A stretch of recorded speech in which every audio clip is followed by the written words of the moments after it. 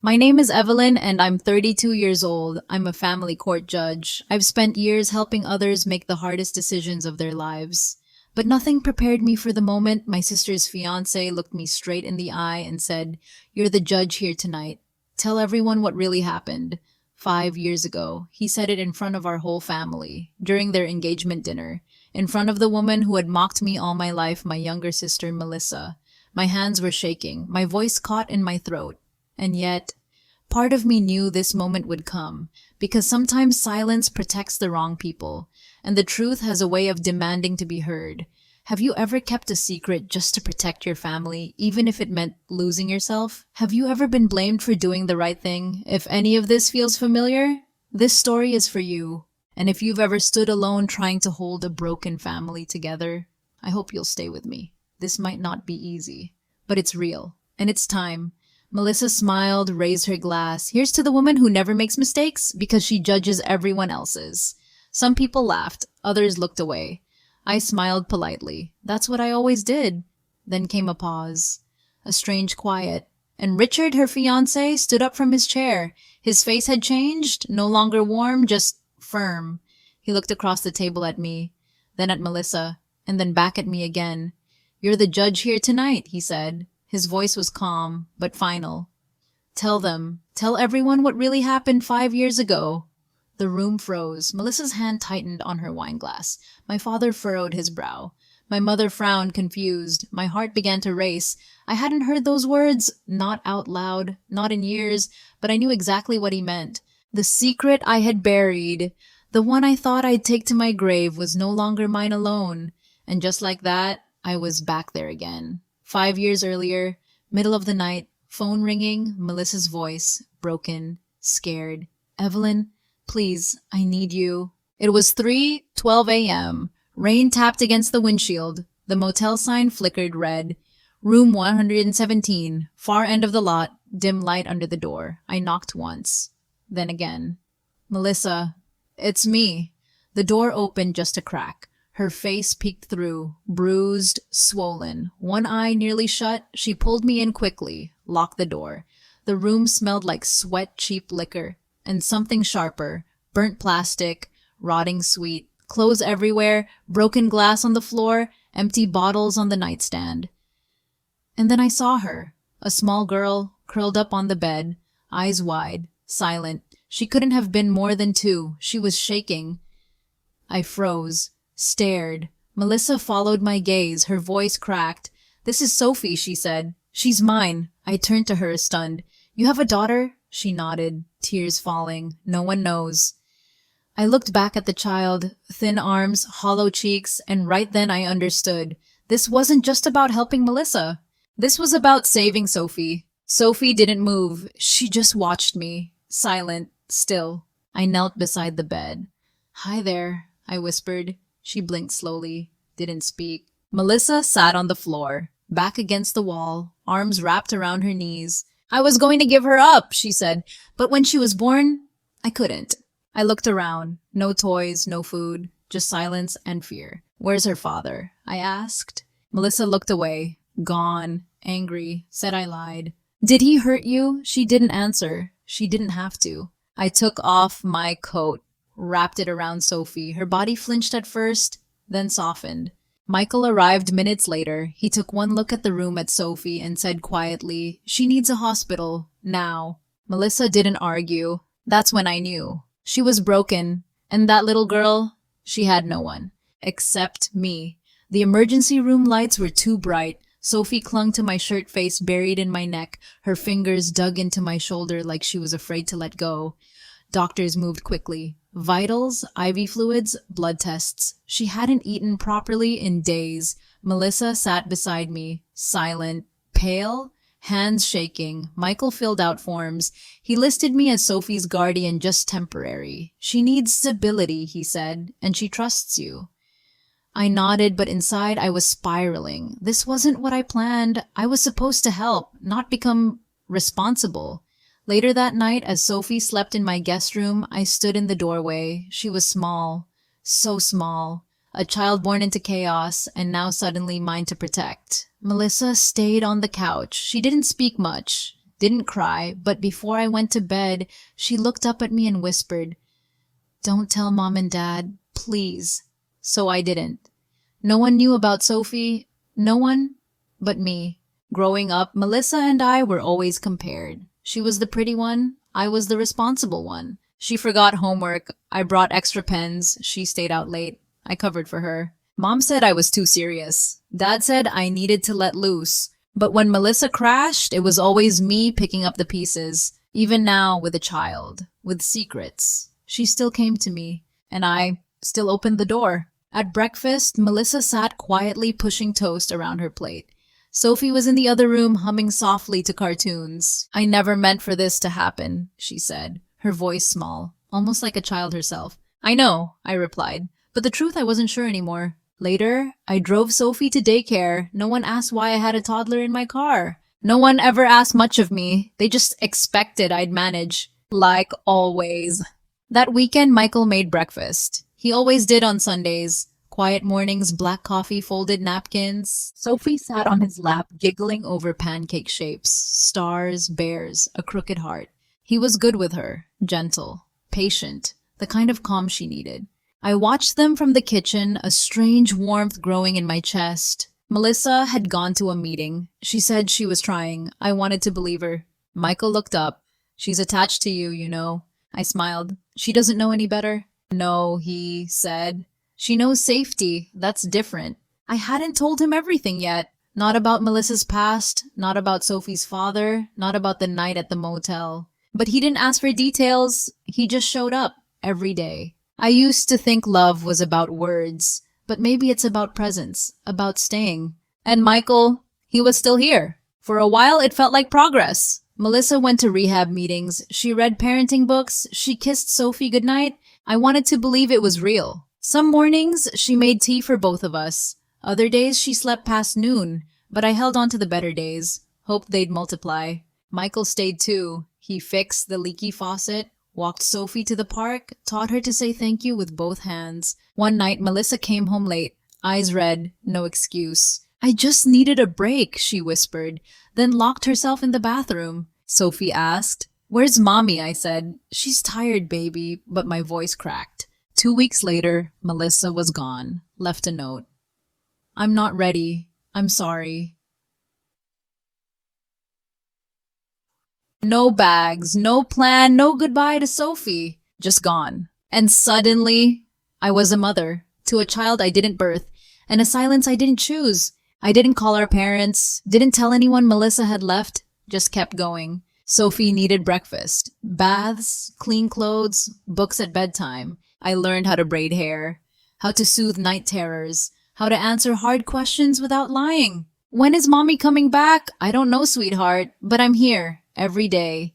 Michael moved in that fall, quietly, without a proposal. He just stayed. He took over the midnight feedings when Sophie got sick, waited in parking lots during her checkups, held my hand when I forgot how to breathe. We never said we're parents now, but we lived it, every moment. A year passed. Sophie called me Mama once, by accident. Then she paused, looked up, and said it again softer. "Mama." I didn't correct her. I just held her closer. That night, I cried quietly and whispered into the dark, "Please don't come back, Melissa. Please don't take her away." It was a Sunday. Warm air, open windows, pancakes on the stove. Sophie danced around the kitchen in socks. Michael laughed, flipping batter. For a moment, it felt like a life we'd built, not one borrowed. Then came the knock. 3 short taps. Familiar, sharp, unmistakable. I opened the door. Melissa stood there. Hair clean, eyes alert, healthy for once. She smiled. "I'm doing better," she said. "I'm ready to be her mom again." The words hit like cold water. Behind me, Sophie peeked from the hallway. She didn't run to Melissa, just stared. Melissa crouched down. "Hi, baby. It's Mommy." Silence. Michael stepped forward, protective. I said nothing. My throat closed.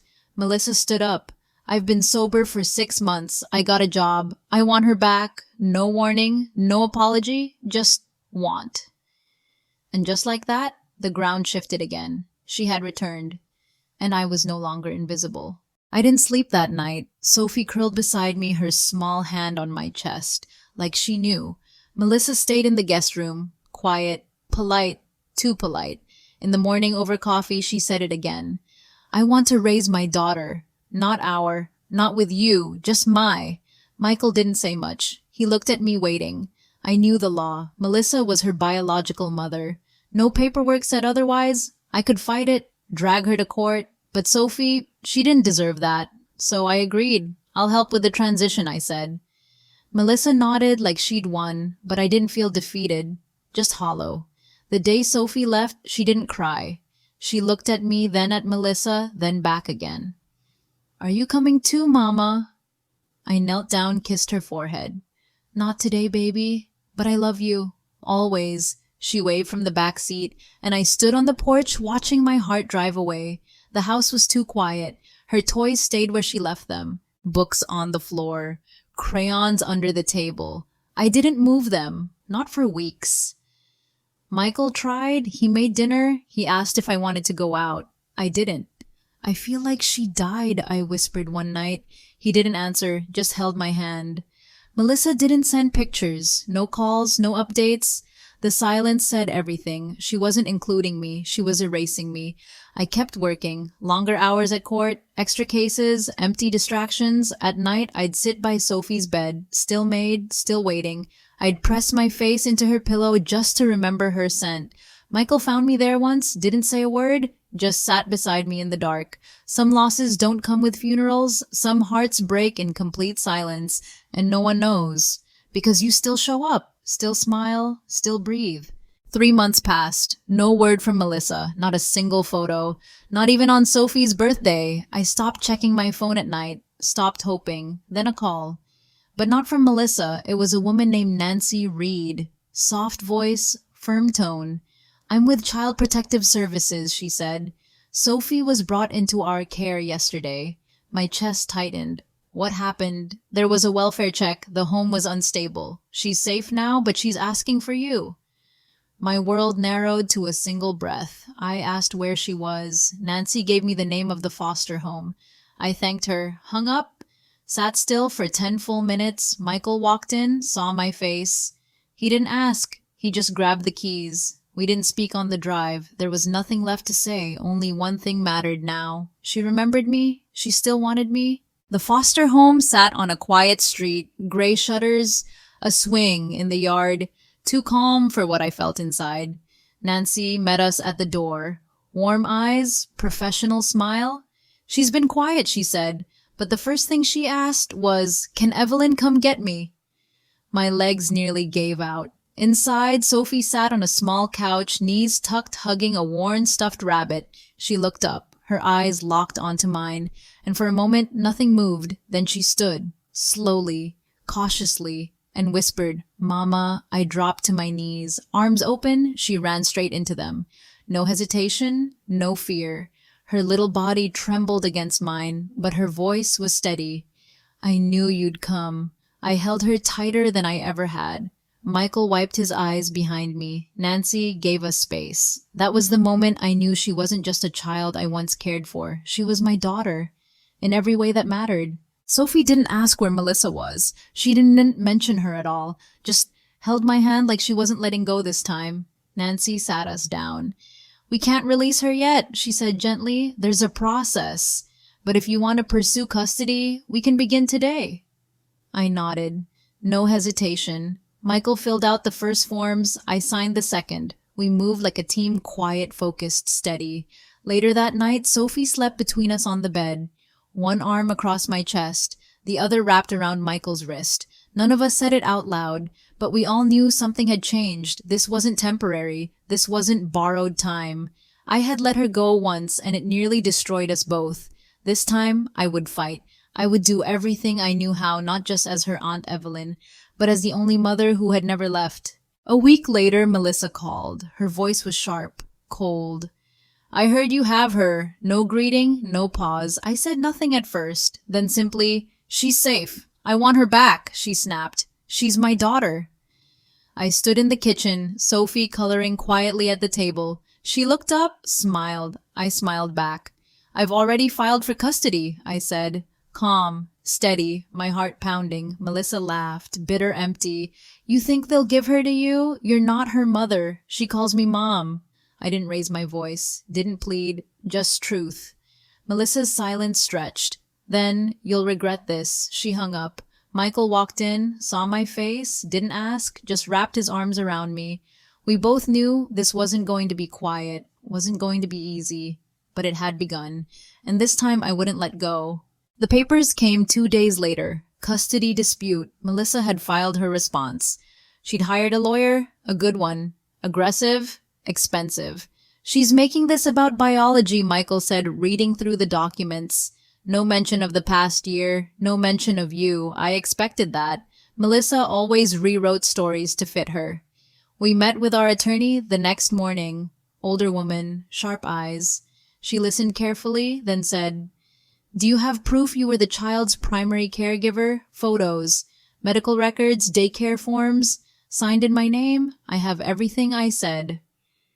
Still, my hands were cold, my voice shook, because the truth is, court isn't about love, it's about evidence. And Melissa knew how to perform. I looked at Sophie that night. She was brushing her doll's hair, singing softly. She had no idea her future would soon be decided in a courtroom, and I had no idea just how far Melissa would go. The courtroom smelled like dust and nerves, rows of benches, cold air, hot stares.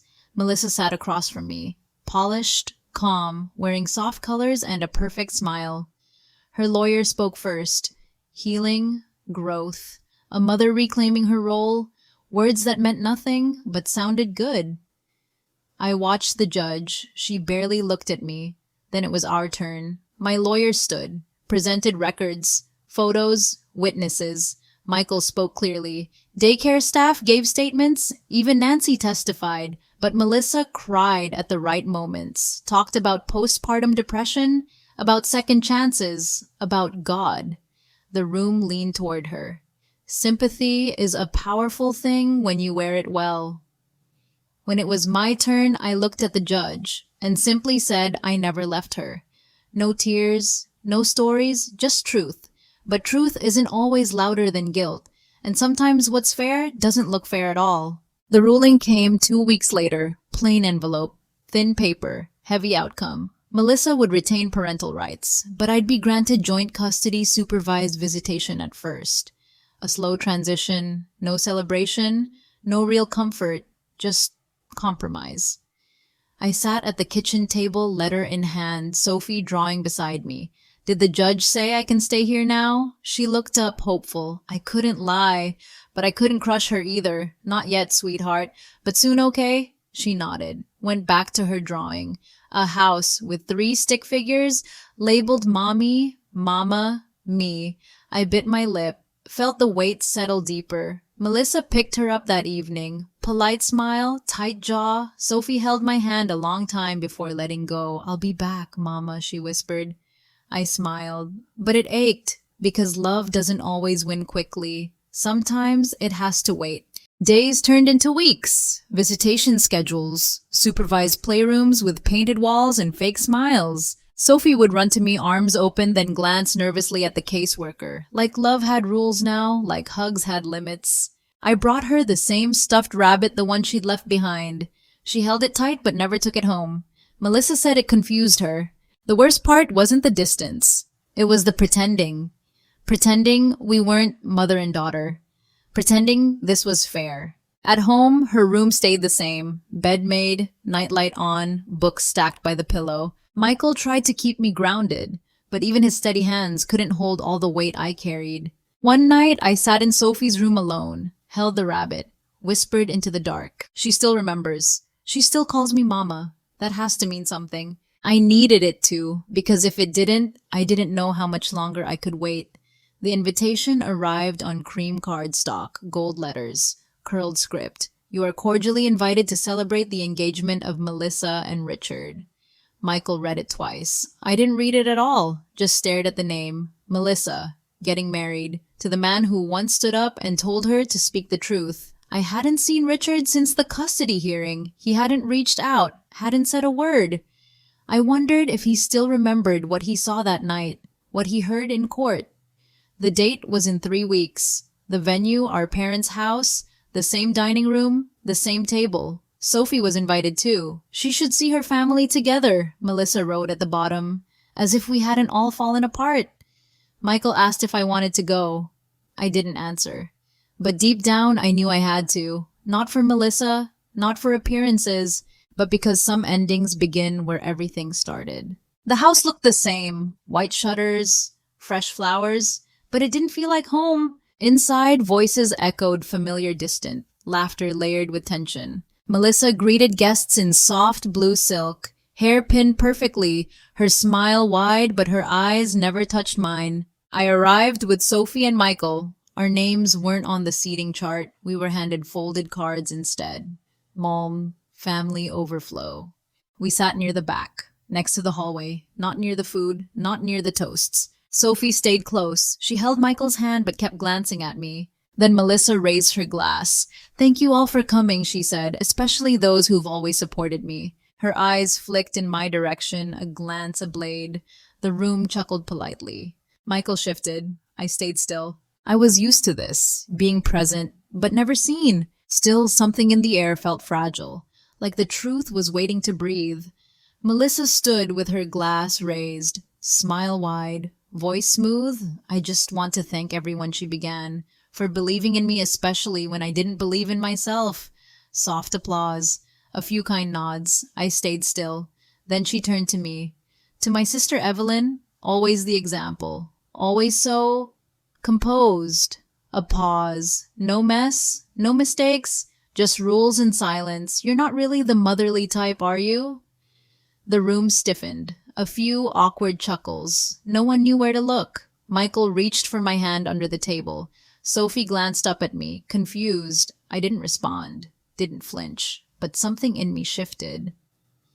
Melissa had always cut deep, but this time someone else noticed. Then quietly, deliberately, Richard rose from his seat. The napkin slipped from his lap. He didn't pick it up. He looked at Melissa first, then at me, then to the crowd. "You should tell them," he said. His voice didn't rise, but it sliced through the noise. "Tell everyone what really happened. 5 years ago, with Sophie." Chairs creaked. A fork hit the floor. Melissa's smile cracked. "I don't know what you're talking about," she said. But too quickly, too sharply. Richard stayed calm. "I know the files. I know what Evelyn did when you didn't. She saved that child." He turned to me. No judgment, just truth. And in that moment, everyone saw me. Not the version Melissa had crafted, but the one who stayed. Melissa's hands shook as she set down her glass. Her voice dropped. "You said you wouldn't bring this up." I stood. Slowly, not out of anger, but because I was done shrinking. "I didn't come to ruin anything I said, but I won't lie for you anymore." I looked across the room, at my parents, at the relatives who had smiled through so much. "You always called me the strong one. But maybe you just never noticed when I was breaking." Sophie reached for my hand. I held it tight. Melissa took a step back. Her eyes darted. Words failed. The silence didn't protect her this time. It asked questions and waited for answers. No one clapped. No one defended her. Just stiff bodies and lowered gazes. I didn't need applause. Not anymore. I looked at Richard. He nodded barely, but it was enough. I turned, took Sophie's hand, and walked through a room full of silverware and shame. Michael followed. No words, just steady steps. Outside, the air hit my lungs like a reminder. Cool, honest, unfiltered. Sophie looked up, eyes wide and uncertain. "Are we going home now?" she asked. I crouched, brushing hair from her face. "Yes, baby, we're going home. For good." The road was quiet. The kind of quiet that comes when truth stops hiding. Sophie drifted to sleep in the back seat, rabbit tucked under her chin. Peaceful. Michael drove with one hand on the wheel, one on mine. His grip said everything. I stared ahead. But my mind rewound through courtrooms, cribs, custody papers, and a little girl who still called me Mama. I exhaled. "We file again," I said softly. Michael didn't react. He waited. "This time we fight for full custody. No more halfway love. No more fear."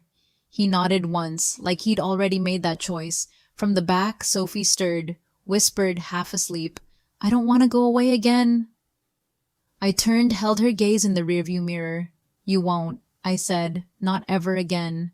The next morning, we met with our lawyer. Same office, same coffee smell, but this time everything felt different. I want full custody, I said. No hesitation, no cracks. The attorney looked at me closely. You're ready for what that means? Yes, I answered.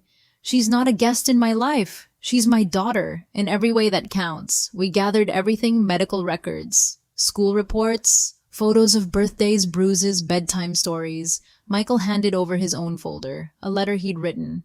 From himself, from Sophie's father in every way except blood. That afternoon we filed. Again. But not like last time. Not with fear. Not quietly. This time I wasn't just reacting. I was protecting. Claiming.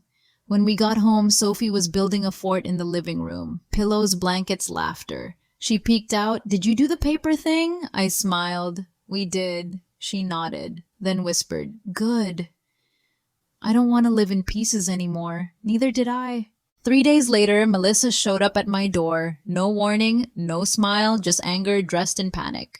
You filed again? She snapped. Behind my back? I didn't answer right away. Michael stood behind me, arms crossed. Sophie was upstairs, thank God. I didn't do it behind your back, I said calmly. I did it in front of the law. Her eyes flared. You're trying to erase me. No, I said. I'm trying to keep her safe. She stepped closer. Too close. You think being the quiet one makes you better? You think courts care about bedtime stories and pancakes? I stayed still. Her words didn't move me now. They only proved the case I'd filed. Then her voice dropped.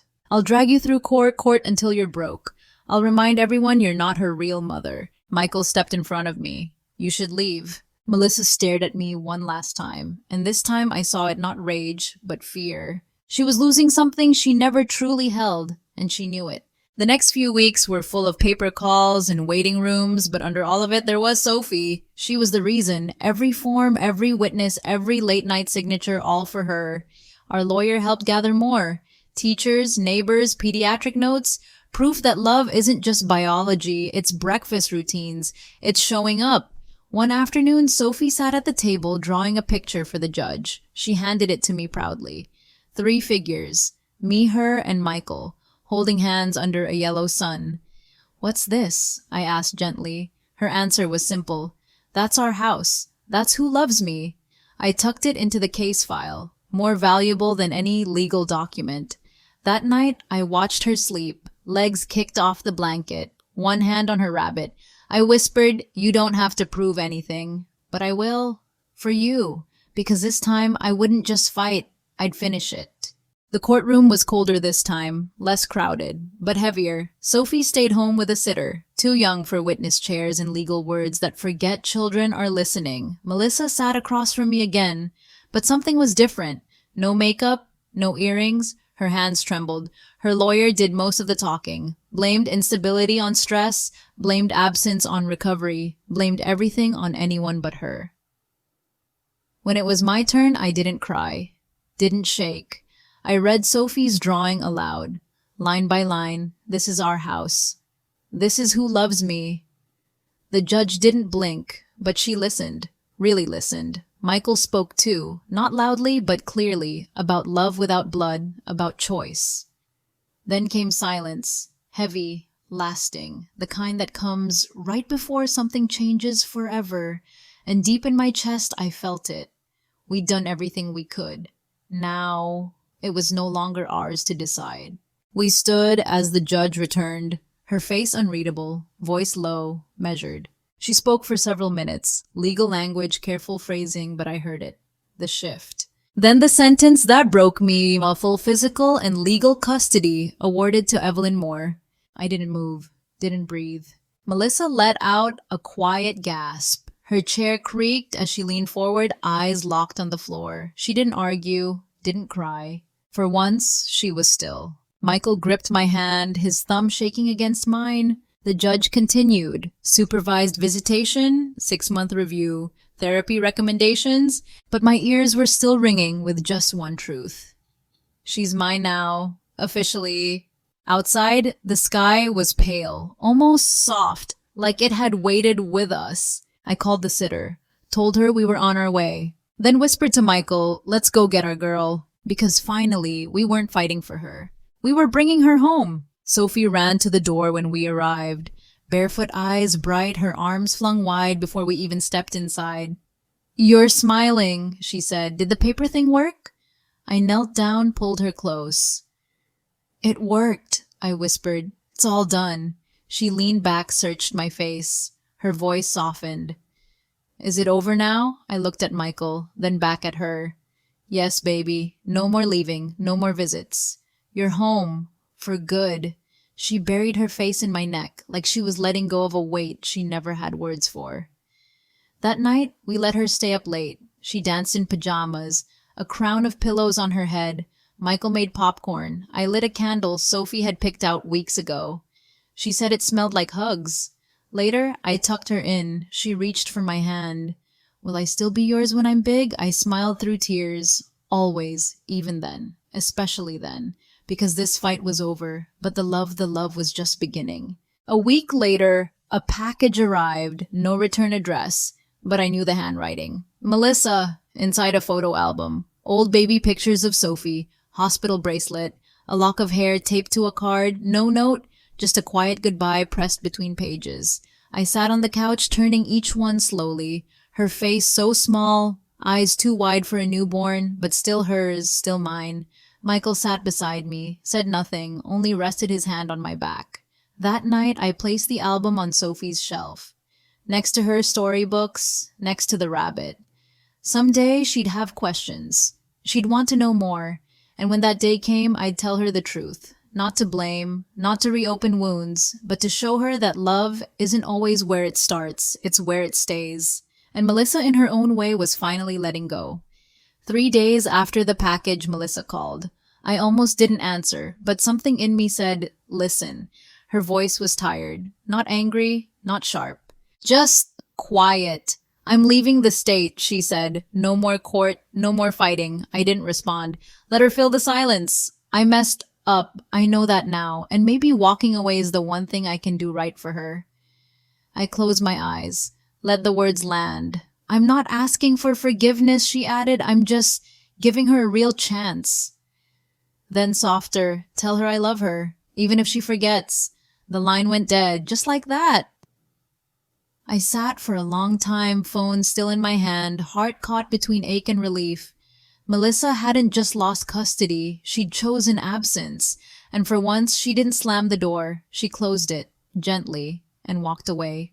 Life didn't change overnight. There were still routines, still dishes, laundry, traffic, bedtime songs sung too late. But something had settled, like the house had taken a deep breath and finally exhaled. Sophie woke up without asking who'd pick her up. She packed her backpack without glancing at the door. One morning, she called out from the bathroom, "Mom, where's my other sock?" And I came running. No hesitation, no ache. Just a mother finding a sock.